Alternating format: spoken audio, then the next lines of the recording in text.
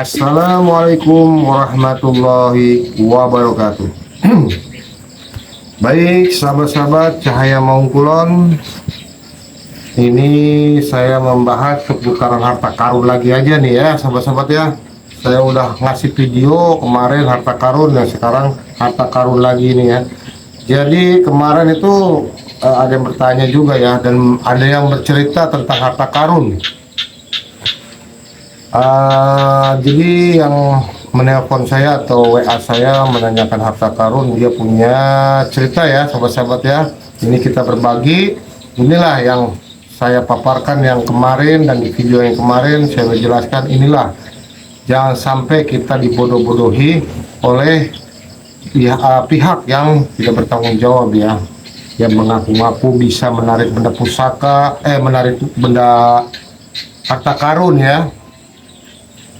Nah, itu ada banyak yang ngaku-ngaku menarik uang gaib dan lain-lain. Itu hanya buat konten ya, sahabat-sahabat. Silakan, kalau saya bilang kan, mau dia jadi Wonder Woman, mau jadi Satria Baja Hitam, itu hanya konten sah. Tetapi jangan sampai ada istilahnya yang dirugikan. Baik sahabat-sahabat ya, kalau hanya untuk konten itu sah aja. Mau dia menarik harta karun yang berupa uang kuno, mau dia mau narik harta karun di gunung Cloud, mau narik harta karun di langit, itu sah aja, hanya konten ya sahabat-sahabat ya. Tetapi jangan sampai ada yang dirugikan, itu yang tidak boleh.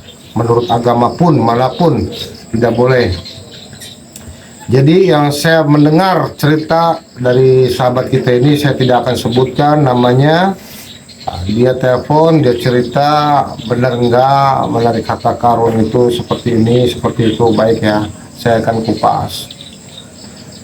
Adapun harta karun itu memang ada, tapi tidak sembarang orang yang bisa menarik harta karun itu, tidak bisa ditarik. Tetapi nanti kalau ada Allah meridhokan, Allah ridho, dikasih alamatnya. Dan itu pun bukannya harta karun emas batangan segede rumah, bukan.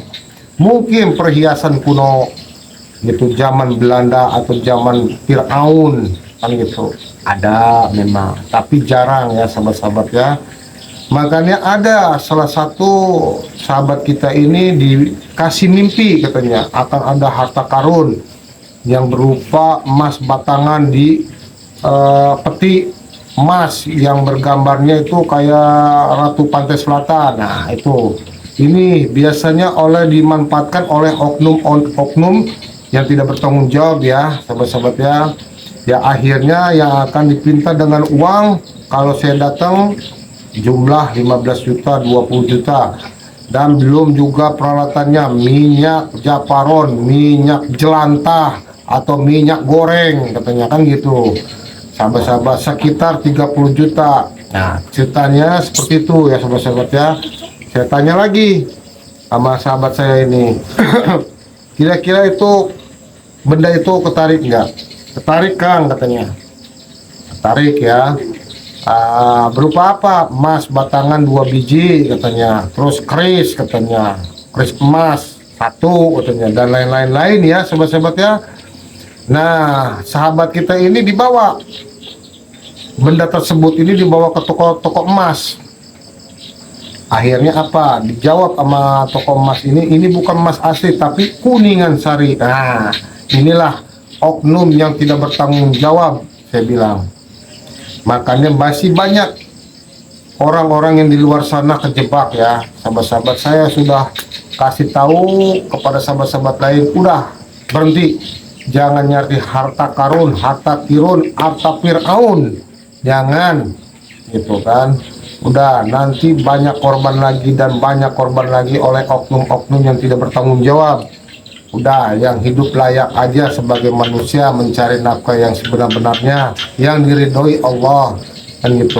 Saya udah sampaikan di konten-konten saya itu bahwa menarik harta karun, harta kirun, harta Fir'aun itu nggak mudah dan bukan haknya ya sahabat-sahabat ya. Dan saya juga udah saya sampaikan kepada sahabat CMK, udahlah, jangan mencari. Memang orang itu menggebu-gebu, Orang itu dikasih impian agar apa? Itulah salah satu sosok jin yang akan merasuki diri kita itu supaya bermalas-malasan yang ingin berupa hadiah besar gitu kan, mendapatkan harta karun gitu kan. Ya intinya nanti kalau misalnya dapat akan dibagikan, disodakokan akan sebagainya. Itu hiasan orang miskin ya sahabat-sahabat ya, ketika ingin kaya. Ketika udah kaya nggak akan bakalan sodakoh gitu kan, menjadi orang bermanfaat juga nggak akan, istilahnya dia akan lupa segala-galanya. Itulah sifat dari manusia ya sahabat-sahabat ya. Lebih baik kaya miskin di dunia tapi kaya hati, kaya pikiran ya, itu lebih baik gitu kan. Baik sahabat-sahabat, nanti kita akan membahas lagi seputaran pengalaman sahabat-sahabat kita. Apabila ada pengalaman, ada cerita atau ada yang lain, silakan tulis di komentar ini. Baik yang positif saya akan jawab, yang negatif mohon maaf saya kasih like aja. Capek ngebalasnya, daripada saya mikirin yang komen-komen yang begitu, saya lebih baik baca aja lah. Baca ya terserah itu sahabat-sahabat yang lain ya penilaiannya, karena manusia baik sama kita hitam palanya tapi nggak tahu sifatnya gitu. Tapi setidak-tidaknya sebagai umat muslimin dan muslimat, sebaik-baiknya orang Islam itu saling mendoakan, bukan saling menjatuhkan atau saling menghujat ya. Jadi saya konten ini bukannya saya melecehkan atau membuat mempermalukan yang oknum-oknum, bukan, tetapi cobalah cari yang istilahnya yang bermanfaat gitu. Baik sahabat-sahabat, apabila ada salah-salah bahasa atau salah sikap dari perilaku saya mohon maaf. Saya sebagai manusia biasa nggak luput dari kesalahan dan dosa. Assalamualaikum warahmatullahi wabarakatuh.